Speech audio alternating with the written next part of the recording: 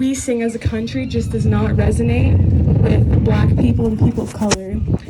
And so, post-slavery, Weldon B. Johnson wrote this song to basically bring Black people together, since our national anthem doesn't resonate with us. So, here it goes.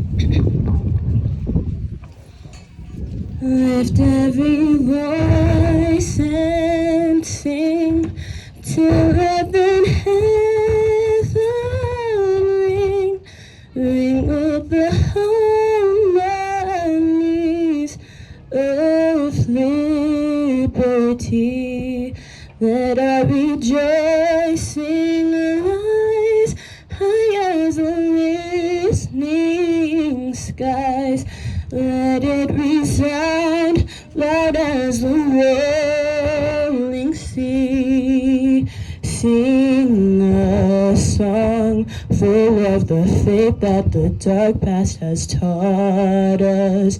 Sing a song full of the hope that the present has brought us.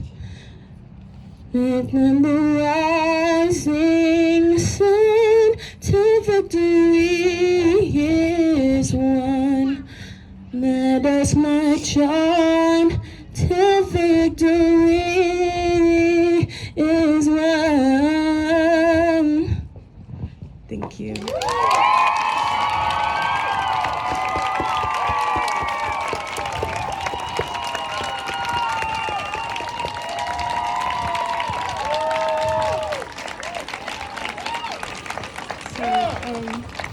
I'd like to say a few words to just put this into perspective. For the last 400 years, Black people have been oppressed by the white man.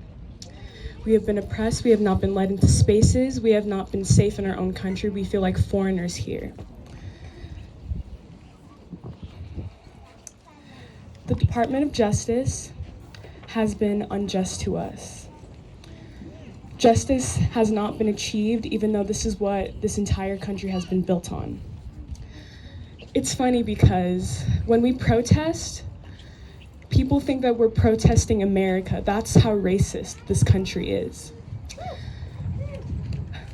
This land has been looted. Native American lives has been taken. African Americans have been taken from their land and brought here, so do not talk to us about looting. This entire country has been built on people stealing things that don't belong to them. This entire country is built on immigrants.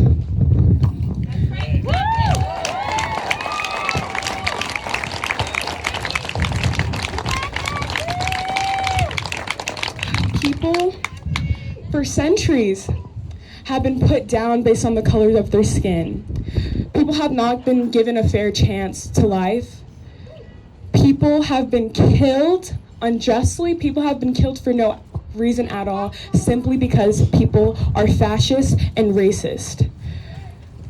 The police department across America has not been training their officers in the right way. They have been training them to kill people. They have been training them to hurt people of color instead of help them. And they only, for the most part, help people with white skin. And as people with white skin, I think you all should have to stand up for what is right. You all know in your hearts what is right. You all know that peace is the right way to go. You all know that this isn't okay. You all know that you have to love one another. This is not something new. You all know to love one another, love your brother, love your sister, love anyone around you. That means everyone. People with black skin, people who are different genders than you, people who are queer, if you are for any of those things, if you are for pride, if you are for Black lives, if you are for Asian lives, Latino lives, you are for everyone.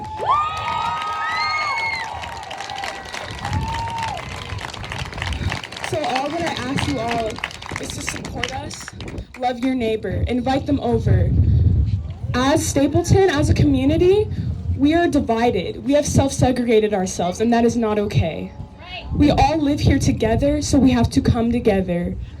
In times like this is beautiful. Why don't we do this more often? Because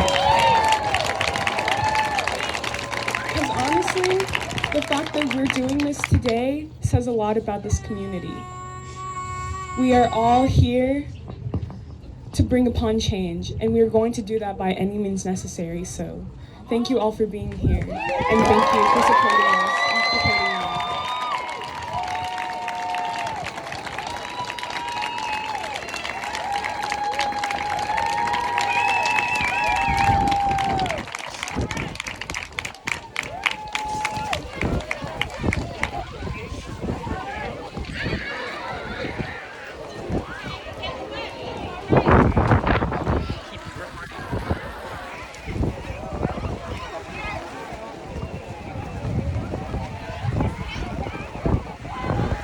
I think Jasmine's voice speaks to the power of showing up today.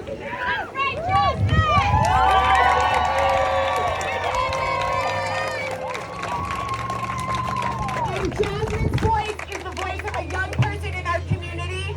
And for the children here today, Clint Smith says that we have to figure out how we teach our kids to interrogate the world around them and to develop empathy. And so we are going to stand. We will stand in the rain. We will stand in discomfort. That is nowhere near the discomfort that Black people and people of color have experienced in our country for the last 400 years.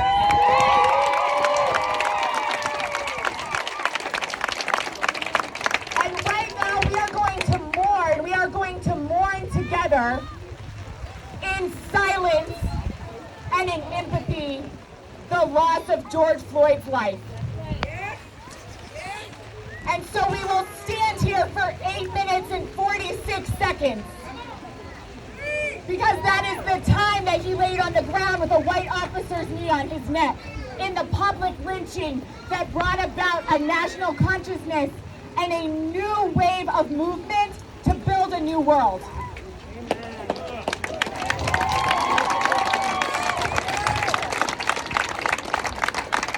So stand with us in silence, in reflection, in pain, in mourning for George Floyd.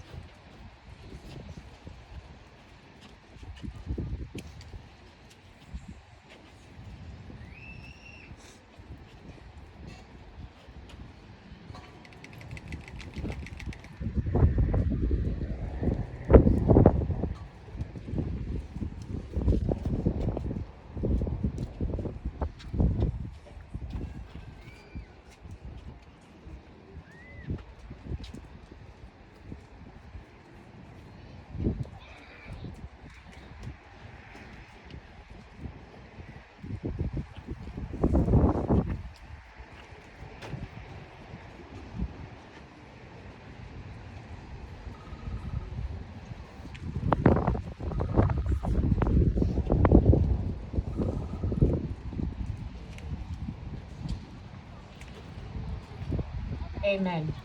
Amen. May we take those minutes of mourning, of reflection, to set us up to hear from more community voices, and to be prepared to act after today. I want to turn it over now to LoriPace, community leader and founder of Soulfully Stapleton, who has been an incredible partner and collaborator in getting today ready with this incredible turnout from our community.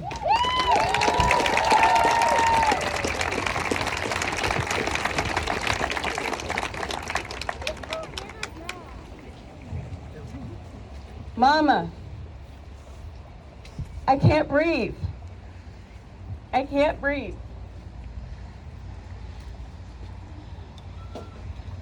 That was a long time not to be able to breathe.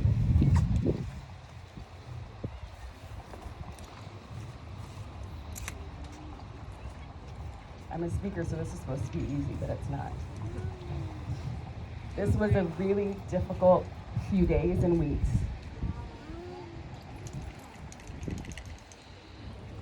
He was tall, dark, had money in his hand, and that was considered a threat.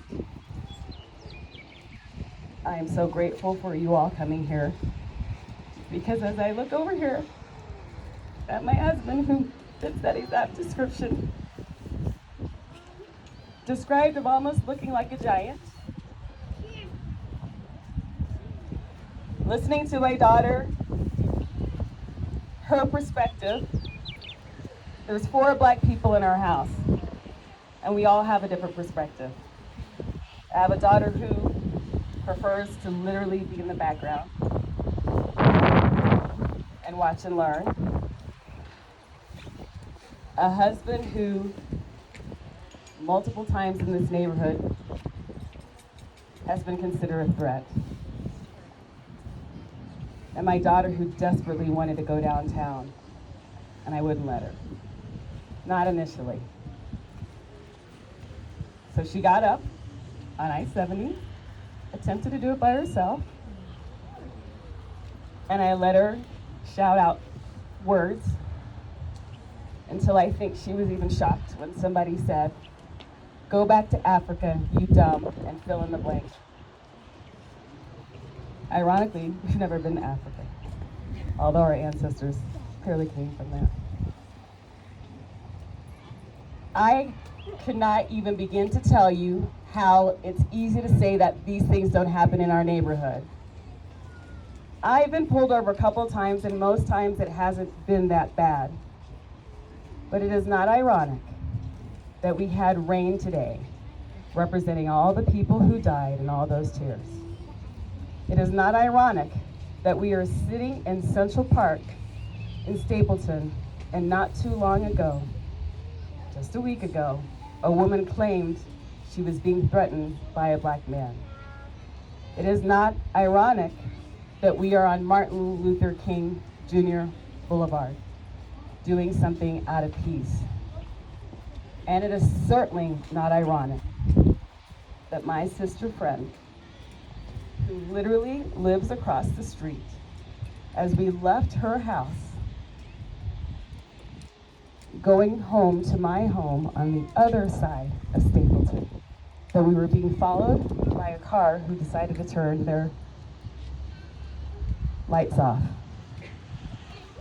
Thank God she made the decision to go through the neighborhood, wrap around, and come right back to her home. As the officer pulled up to us, he said, "Ladies, what are you doing in the neighborhood this late?"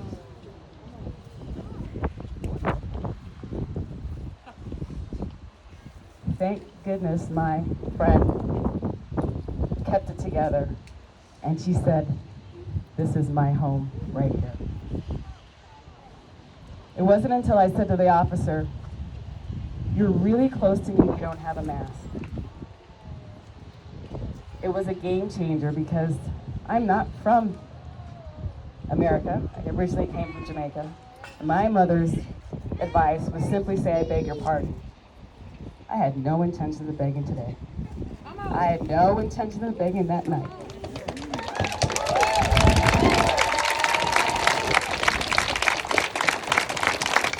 I'm not going to pretend that I represent all the Black voices, particularly here in Stapleton. And I'm not going to pretend the name Stapleton doesn't have some kind of meaning or makes you feel some kind of way. Because I am a glass half full person, but in a year's time, I've seen things that I didn't think I would actually see here. The letters KKK were 2 blocks away from my house. People were angry that we didn't change the name Stapleton. That's right. And I messed around and created an organization called Soulfully Stapleton.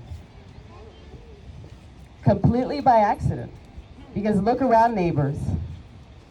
My kids wanted to know that we were not the only Black family. While we've been invited to parties, events, picnics, pools, sometimes you just want to be yourself and say things unfiltered. Come on, Jesus. That's right. Sometimes you just want to be you and take off the mask and be transparent. And they were a little tired of me stopping Black folks and saying, do you live in the neighborhood? Do you live in the neighborhood? Yeah. I did it over and over again until I promised these poor girls that I'd stop doing it. And created an organization. No, it's not even an organization, truth be told. Put together a Facebook page, which I have no idea how to use. And people started asking questions about why Soulfully Stapleton, why you use the name. I felt it was necessary to put a little soul into the neighborhood because we're already here. And don't get it twisted. If the name changes, I'm all about change. But until then, there are a lot of people that move into this neighborhood who want to know if they're the only, because that can be lonely, and that's how they find us. It's a social organization initially, but obviously in the last year it became a little bit more serious.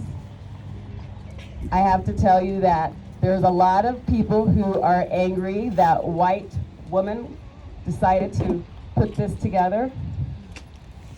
But when somebody has the guts to call you up and say, I don't know how to say this, but I am a white woman with biracial children, and we pass as white. And I know if I do this, there's going to be a lot of backlash.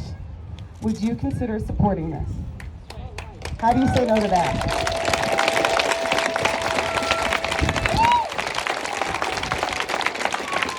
So we got real, and I said, but you really don't truly understand what we go through. You truly don't understand what it feels like. And she didn't care. She said, I've been in academics, and there's some things you can't teach your kids in school. And she was on a mission for her kids to see her stand up, bring people together, and do what was right. She didn't ask, what can I do? She had already done it. She didn't ask, will you join me? She pretty much demanded it. And there was no way I was going to let her do this alone. And I said to her, when I put together a picnic for reclaiming a park where a Black man was murdered, not by a white man, but was in a neighborhood that was his too because he went to school here. It was in a park that was public. But I didn't want my kids to think that anyone could make a park unsafe. So when we got together, I was nervous. I was told there would be members of the KKK. There may be members in gangs. And there may be this really dangerous group called Rename Stapleton. Yeah! I don't know how dangerous they were, but I knew that they had something to say about the Soulfully Stapleton thing. And I knew that Black Lives Matter because that was my family. But they came and they said, we support what you're doing by bringing people together. That's right. But we still want to rename Stapleton. So we had people who were in opposition that were there. But this week, all of that peaceful love, kumbaya, hold your hands changed when my husband was so angry. I've never seen him this angry. And I had the nerve to say, be quiet, the girls are sleeping. That's like putting water on a fire caused by gas. Those were not the right words to say to him. And Terrence, I'm sorry. Because I didn't really know what it felt like. And within 10 minutes, he put on his game face and made a business call. A business call talking about property right here in our neighborhood. Trying to keep it together to make a living when he was barely feeling like he was living. So when that man, George Forrest, said, "Mama, I can't breathe," there was all kind of emotions going on. And when another mama called me and said, "I can't breathe if we don't do anything else." And then this morning, as I'm running around in old mama fashion, as I saw it was starting to rain, looking for things to cover up, things so they don't get wet, it didn't matter because we connected, we teamed up, and she started it, and she said, we'll finish it together. And we got here, and I know one thing's for sure. I was mad when we got pulled over. The saddest part about it is I don't hate all police, because there are times when they do protect us, there's no doubt. But when we got pulled over here on Martin Luther King Boulevard, across from Central Park Boulevard, and I was scared because there was a police officer, and I had my baby girl in the back seat, and I did not know what was going to happen. I felt something I had never felt before. We have to continue to do this no matter what people say, because there are not a lot of brown people here, and that's not by accident. And there's no judgment there, because I was afraid to have my baby girl go downtown. There are a lot of brown people in this neighborhood. Stop asking what you can do and just do it. Start having conversations.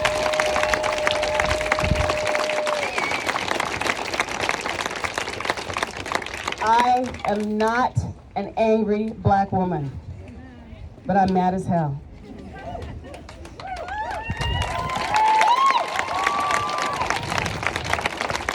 I'm not an angry black woman, but I'm really sad. And I have been crying in ways I've never cried before.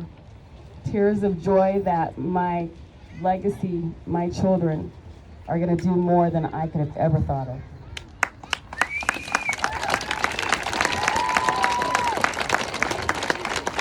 But really, really eager to make sure that we don't talk about this for a couple of weeks, but we keep doing this collectively and acknowledge the black and brown people in this neighborhood. The fact that they live here, I gotta tell you, those are leaders. Because making the choice to live here is not easy. I'm a realtor, it's not cheap, we know this. Most of the brown people that I see in this neighborhood in the last couple of weeks have been driving brown trucks. UPS. The first time I saw a whole bunch of brown people walking down Central Park Boulevard was because they were going to Northfield High School. As they looked across at homes for people of low income and $1 million homes, and they were just visitors. But this is now their neighborhood too, because they go to school here. So it's not if you even own or whether you rent or whatever it is, but I do know this for sure. If you don't own something, you have no power. And for the black people who own in this neighborhood, they have a little bit of power, but it requires help at times. But sometimes y'all just gotta get out of the way and let us do what we gotta do. That's right. I am so grateful to Leah and Chris, because when I created Soulfully Stapleton, Chris was right there supporting me, and we had a conversation, because we have been criticized as Black people for not getting really angry.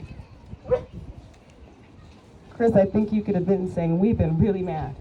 We just show up differently because we have figured out what has to happen at times. And we know our brothers and sisters that are mad and are angry or may even want to be violent. They're doing their part, but we figured out we have a different role.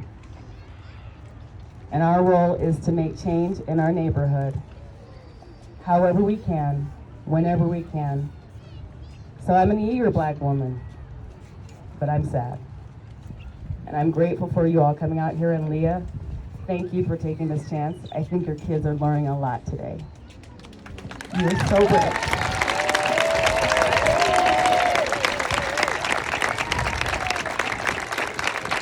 I'm looking at your son and you got a superhero outfit on. Girl, you're a superwoman. Oh, that's true.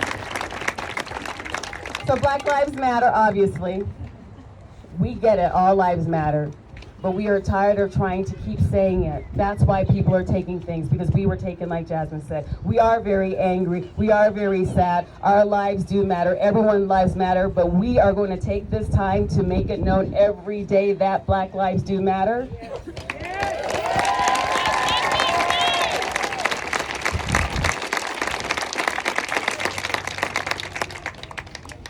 And I'm gonna let Leah say what she has to say. Because this man over here, I was looking for tall, dark, and handsome. Someone to protect my family. But who's protecting him? Right.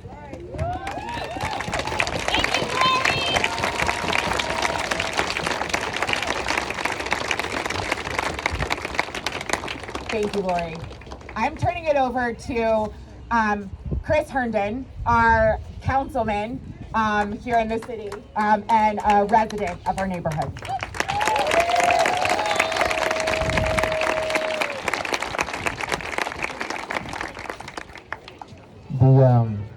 The next time we do this, I want to speak before Jasmine and Lori. Because I'm not sure what else there is to add. You know, I've been pretty quiet on social media, and people were asking why I wasn't speaking. Because I haven't found the words yet to express how I feel. And I wanted to try to give an analogy of what's happening in my soul and my spirit. So this is the best that I could come up with.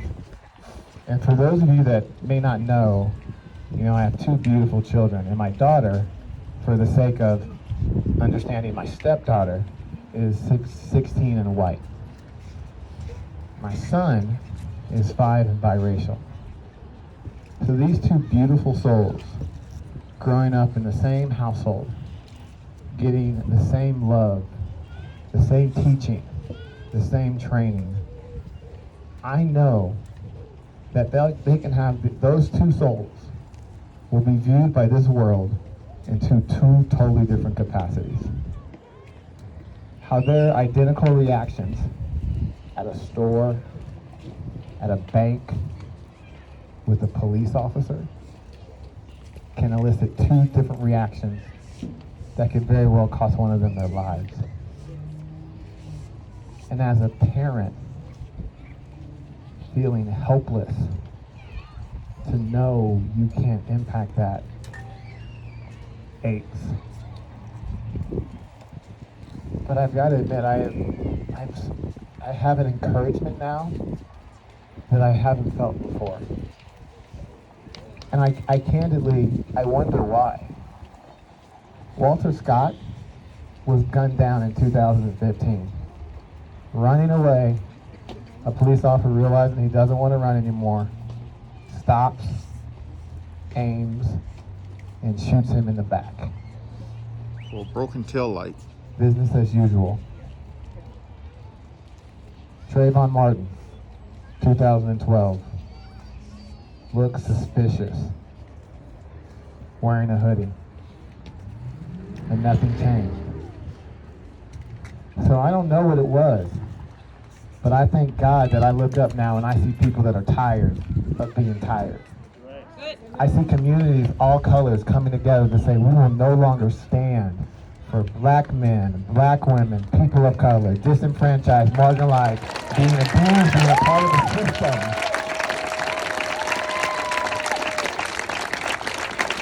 That's designed to have them fail. So I thank you for that, sincerely. But once we know that 400 years of oppression is not going to change in a day, and there are going to be times where these protests start to fade away, and that's where the real work begins. So I need you to have this energy. I need you to have this anger and use it to something positive for our community. So here's what my ask is of you. This is what we need. And I'm speaking on behalf of Chris Herndon because I am tired of speaking for all black people. We need accountability for those individuals who are not holding their positions of authority and that are taking lives of black men and women every day. We need accountability. That is the first thing we need. We need accountability for individuals in positions of power who are not lifting up others, and that includes myself. Yes. If you don't feel that I'm doing the right work, vote me out of office and put somebody in there that you believe can do that.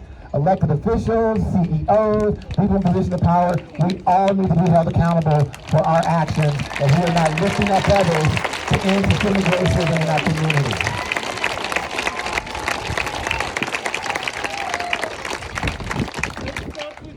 We need access. The American dream is not for all Americans. I love my Denver Broncos. Big Fangio, you're wrong, man. There's discrimination in the NFL. There is one non-white owner of all of their teams. We have 32 coaches. There are 3 African Americans, 1 Latino. Don't look and say there's discrimination in the NFL. We need access to boardrooms, to leadership positions, so that way we can make sure our voices are heard and we're thinking about people beyond those who are just simply white men making those decisions.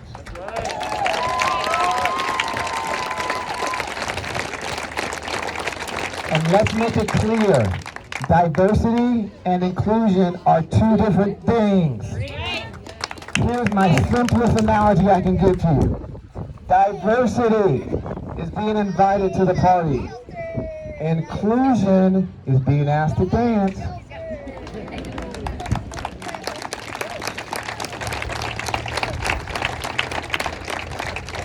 In order to have an accountability, in order to get this access, it requires action. And this is where I need your help. There are too many things for me to list that you can do to make a difference. I'll just speak what's important to me. 1, register to vote.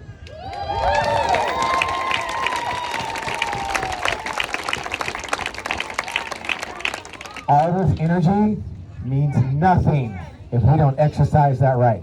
There's a primary this month.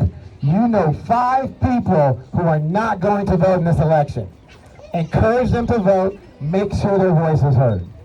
That is 1. 2, I need your time.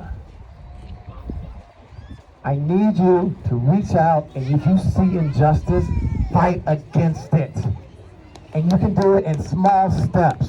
For those of you, I love working with our young people. We've got 2 Boys and Girls Clubs outside this community, in Montbello, Northeast Park Hill. What if you took an hour to go and read to one of our Boys and Girls Club kids?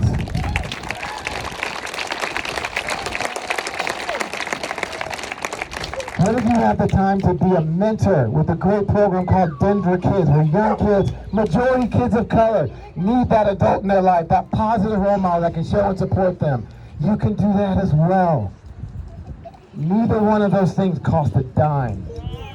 It just costs your time. I need you to care beyond just what you post on social media. Make that difference. These small steps.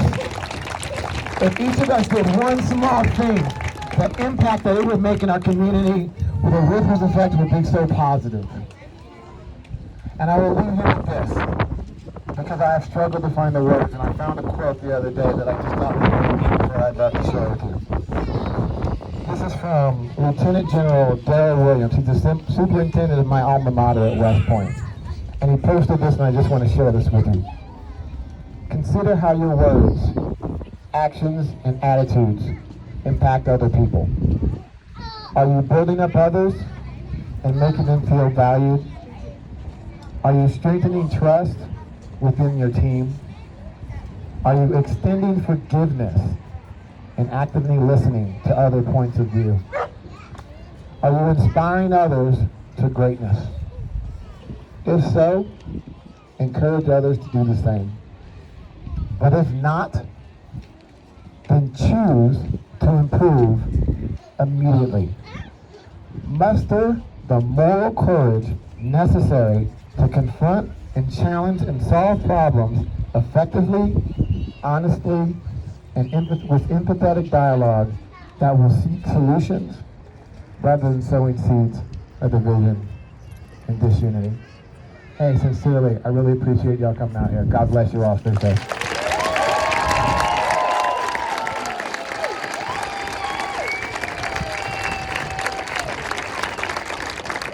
Thank you, Chris. I want to turn it over to one more voice from the community, Anya Taylor. Thank you, Anya.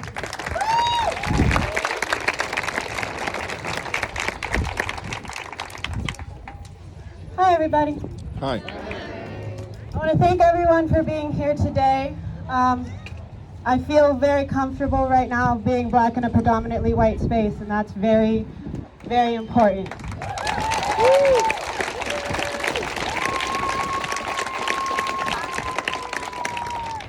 I've lived here since I was 9 years old. I went to Westerly. I was a class that pioneered Bill Roberts. I went to DSST. I went to Colorado College. This week, I have been discriminated against, dehumanized, made to feel lesser. I'm wearing a shirt that says I'm Black, but just when I take the shirt off, it does that. My narrative does not stop. That's right. I assume everyone is here in allyship today, and I really, really appreciate that. A big ask that I would have of this community today, for me specifically, is please start education in the home. I've seen a lot of signs today, and education starts at home. Black survival is taught in Black households. Racism and ending racism has to start in white households. That's right.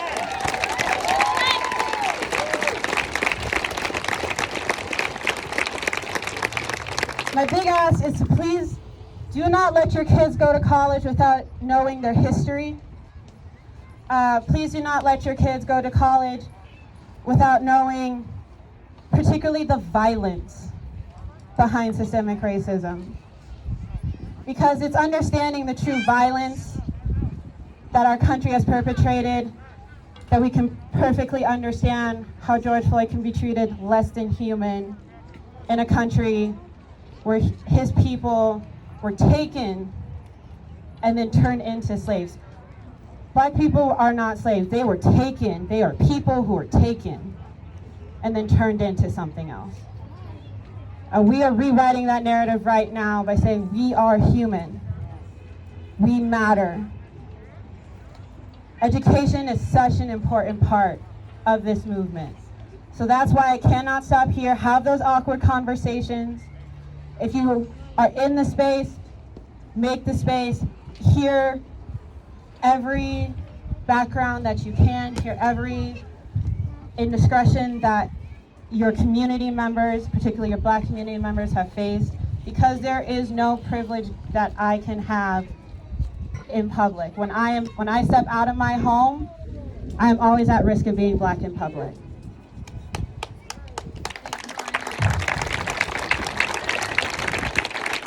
So if you see it happening, if you see injustice happening, it's one thing to record it, it's another to stop it. You know, if you see terrorism, stop it at its core, because we are here to say that all of these people matter in our system. If you truly believe that, be in front of the people who are getting attacked. At the end of the day, the real question is, what are you willing to do? How far are you willing to push yourself out of your comfort zone to help me feel better in my space, to help your neighbors feel better in their space, to really change a system that was systematically and historically dehumanizing of the Black race. So I want to say again, thank you so much for coming out in support of allyship. That means a lot. Please continue the conversations. Please make sure that the education in history is being taught. Continue. Don't let the conversation stop. Thank you.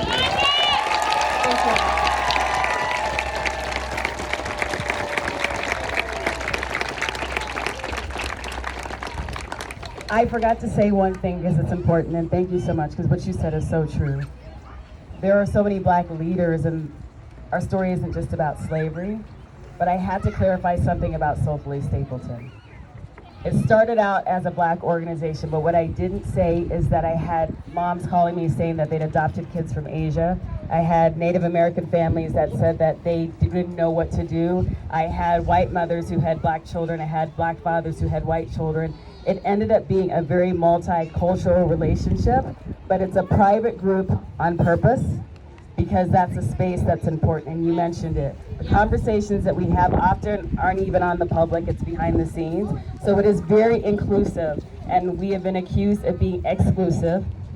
That doesn't even make any sense to me, but I get it. So Soulfully Stapleton is for many families. If you know of families of color, we are a blended organization, but it really is a place for us to be us. So out of respect, those who just want to support us, just support us. You don't have to join. But if you know other families that need to connect, we're able to provide resources. We're able to just let people cry. We're able to laugh and have fun. But it really is a multicultural organization. But it really did start out for Black people, but it's not ending that way.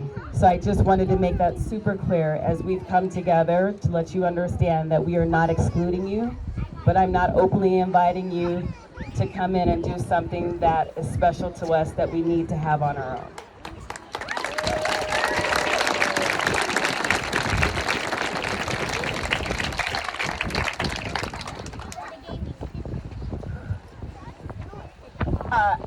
I have over the last week been overwhelmed by the response to my initial post.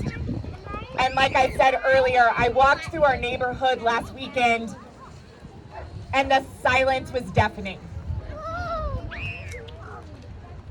And the silence cannot be deafening.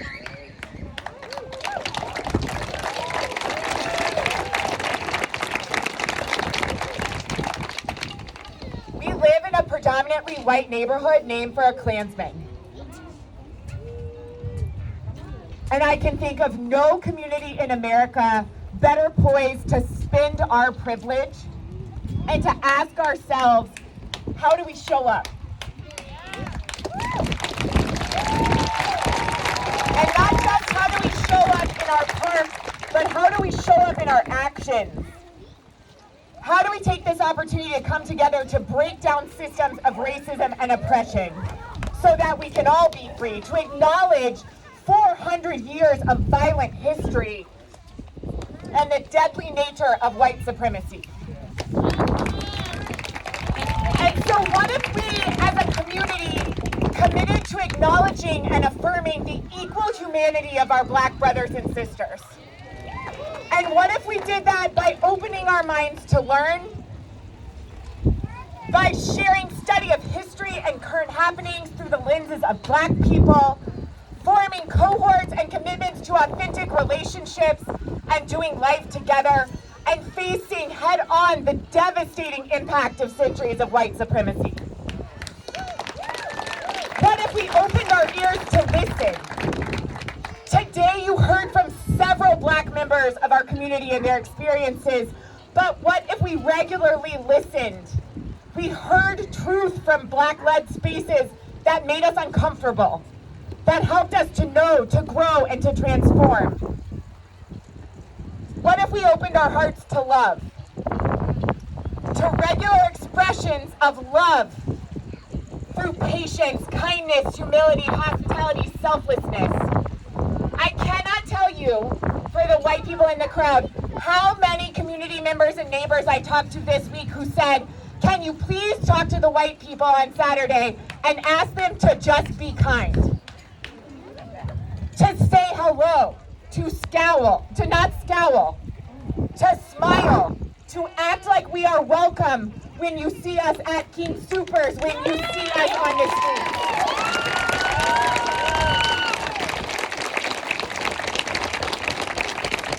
And that can't be phony, y'all. That can't be performative. That has to be a genuine desire to know and be in community and to dwell with people who are different from us. Because nothing changes without that authentic relationship. And then I ask us to open our hearts and our hands to live and to do differently than what has been done.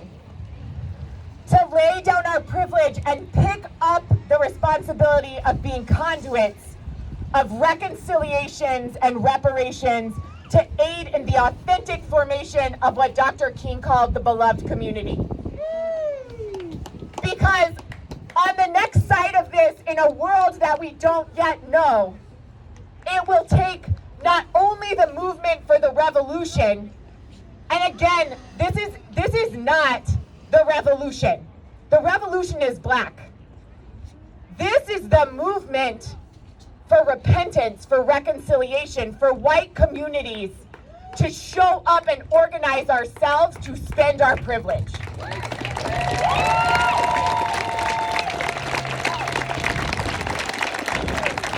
Together, we can operate in solidarity to dismantle the structures and systems that subjugate, oppress, and murder Black lives. Thank you for showing up for Black lives today. Later today, I will share a more detailed idea of what meaningful systemic action for our community could look like. I ask you to join me. I ask for your voices and additional input on that. And I ask that this is the beginning, not the end, of showing up for Black lives.